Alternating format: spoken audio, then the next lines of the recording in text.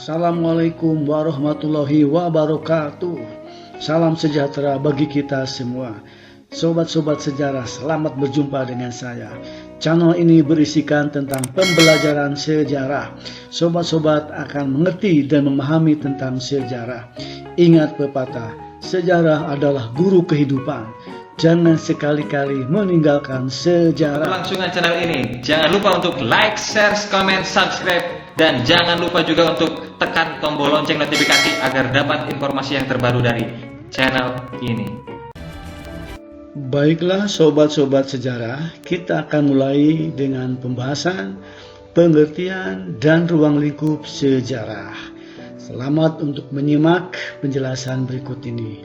Oh ya sobat-sobat sejarah, tampak di layar kaca bahwa ada komplek rumah adat Kampung Bolo. Ini merupakan salah satu objek wisata adat yang ada di daerah Kabupaten Garut, di mana masyarakatnya masih menjunjung tinggi adat dan budaya tradisional.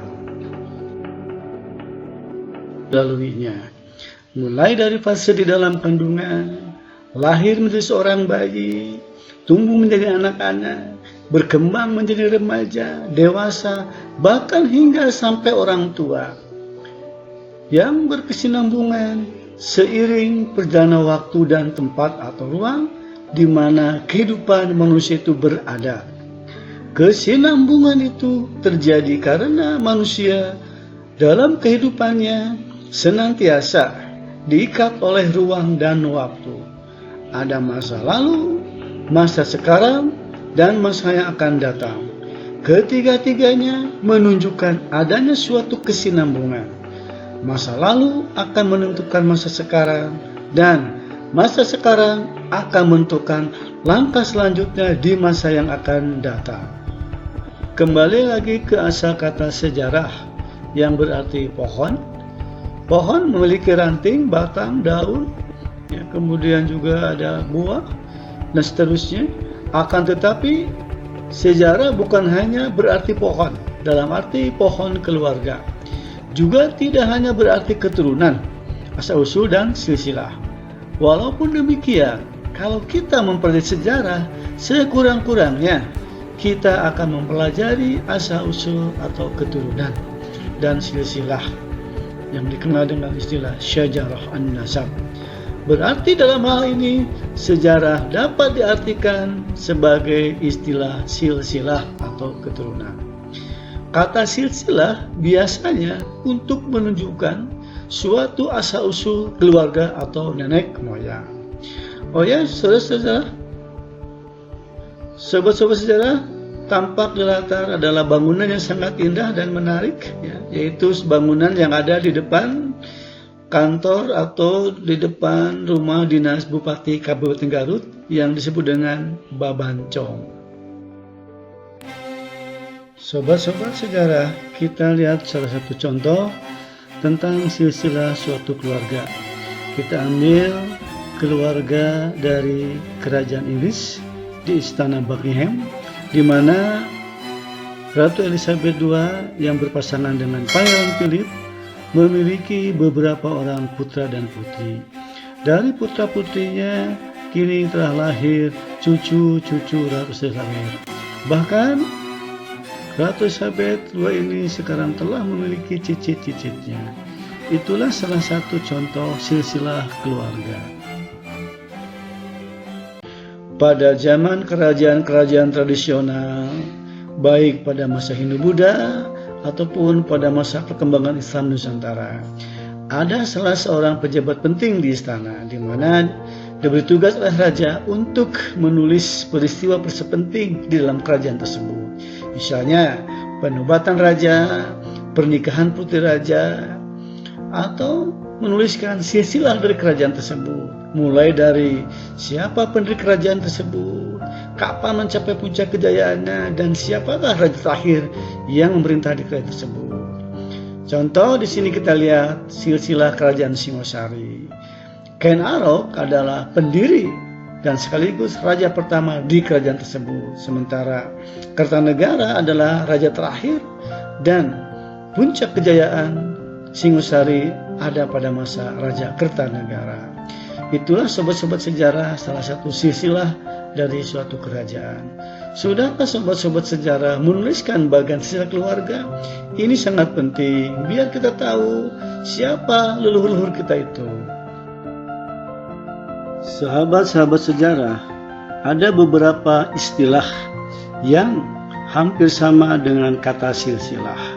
Misalnya hikayat, berasal dari bahasa Arab yakni haka, yang memiliki arti bercerita atau menceritakan, adalah salah satu bentuk sastra prosa, terutama dalam bahasa Melayu, yang berisikan tentang kisah, cerita, dan dongeng, mengisahkan tentang kehebatan maupun kepahlawanan seseorang, lengkap dengan keanehan kesaktian serta mujizat tokoh utama. Contoh hikayat ini adalah hikayat Hang Tuah. Berikutnya adalah biografi, berasal dari bahasa Yunani yaitu bios, artinya hidup, dan graphein, artinya tulisan. Sebuah kumpulan tulisan yang di dalamnya menjelaskan riwayat atau kisah hidup dari seseorang tokoh yang ditulis oleh orang lain. Contoh, biografi politik B.J. Habibie yang dibuat oleh Toto Sugiarto. Sementara kisah perjalanan seorang yang ditulis oleh sendiri diberi nama autobiografi. Berikutnya adalah tambo, yaitu cerita sejarah yang menceritakan kejadian atau asal-usul keturunan raja, yang merupakan campuran antar sejarah, fakta, kepercayaan, dan mitos. Contoh, Tambo Minangkabau. Berikutnya adalah babad, yaitu karya sastra dari tanah Jawa yang menceritakan latar belakang sejarah yang diruntut dengan berdasar pada bukti dan fakta sesuai zamannya. Contoh, babat tanah Jawi. Itulah beberapa istilah yang hampir sama dengan kata silsilah. Baiklah sobat-sobat sejarah, agar kita mendapat pengertian yang lebih luas, maka sebagai perbandingan kita akan lihat beberapa terjemahan kata yang berasal dari bahasa-bahasa lainnya di dunia. Dari bahasa Inggris yaitu history, berasal dari bahasa Yunani kuno yaitu historia, yang berarti belajar dengan cara bertanya-tanya atau apa yang diketahui karena penyelidikan. Dalam bahasa Belanda yaitu geschiedenis, dari kata geschiedenis yang artinya terjadi. Begitupun dari bahasa-bahasa yang lainnya, dari bahasa Jerman, bahasa Perancis, bahasa Rusia, yang intinya merupakan sesuatu yang telah terjadi. Setelah kita mempelajari tentang istilah kata sejarah, kita lanjutkan dengan definisi sejarah menurut para ahli. Yang pertama adalah Herodotus, seorang filsuf dan sejarawan pertama yang berasal dari Yunani. Dia dikenal dengan sebutan Bapak Sejarah Dunia atau The Father of History. Ia mengatakan bahwa sejarah adalah kajian untuk menceritakan suatu perputaran jatuh bangunnya seseorang tokoh, masyarakat, dan peradaban.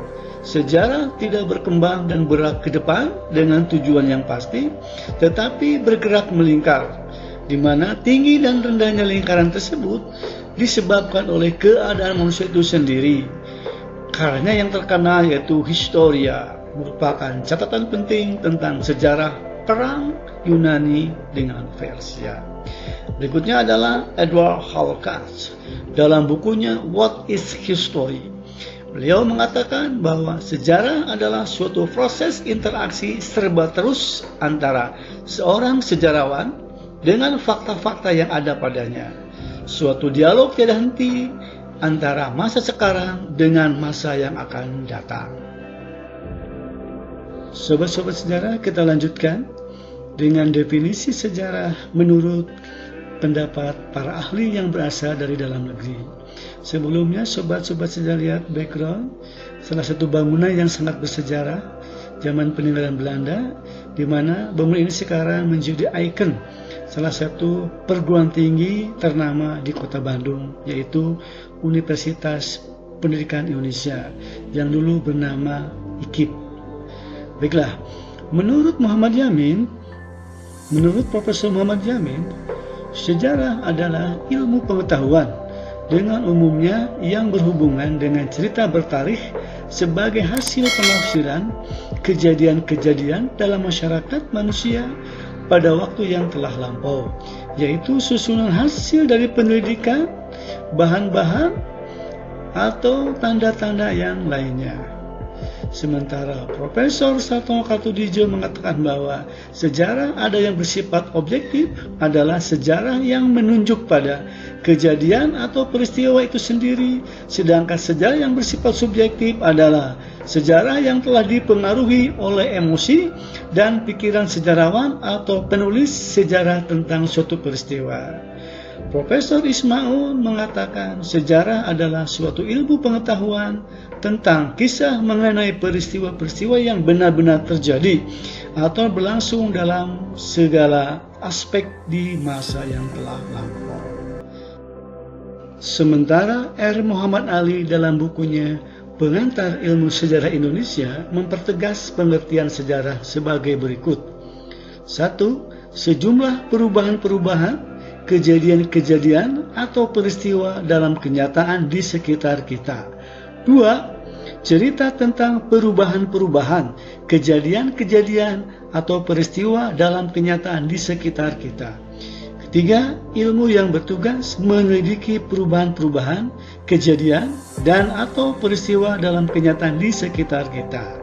Sementara WJS Purwadarminta dalam Kamus Umum Bahasa Indonesia mengungkapkan sejarah, yaitu 1. Kesusastraan lama, silsilah dan asal-usul.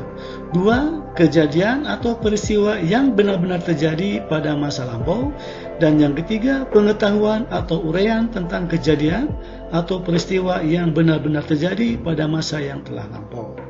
Sementara latar belakang itu kawah salah satu gunung yang menjadi objek wisata volcano di Kabupaten Garut, yaitu Gunung Papandayan. Sobat-sobat sejarah, dari orang yang sangat panjang, dari mulai asal-usul kata sejarah, kemudian definisi sejarah menurut para ahli baik dari dalam maupun luar, kita dapat mengambil suatu kesimpulan atau intisari bahwa sejarah adalah suatu pengetahuan tentang peristiwa yang terjadi dalam masyarakat manusia pada waktu yang telah lampau, sesuai dengan rangkaian kausalitasnya serta proses perkembangannya dalam segala aspek yang berguna sebagai pengalaman untuk dijadikan sebagai pedoman kehidupan bagi manusia masa sekarang serta arah cita-cita pada masa yang akan datang. Sobat-sobat sejarah pun bisa mendefinisikan sendiri menurut pendapat sendiri. Sementara background adalah gunung yang pernah menjadi fenomena, yaitu gunung Sedahuruf yang diperkirakan itu adalah gunung yang berupa piramid yang ada di salah satu kecamatan Karatengah Kabupaten dengan background salah satu situ yang menjadi legenda di Kabupaten Garut, yaitu Situ Bagenit. Maka untuk pembahasan kali ini dicukupkan dulu sampai di sini. Selamat berjumpa di pembahasan yang akan datang. Semoga ada manfaatnya bagi kita semua. Wassalamualaikum warahmatullahi wabarakatuh.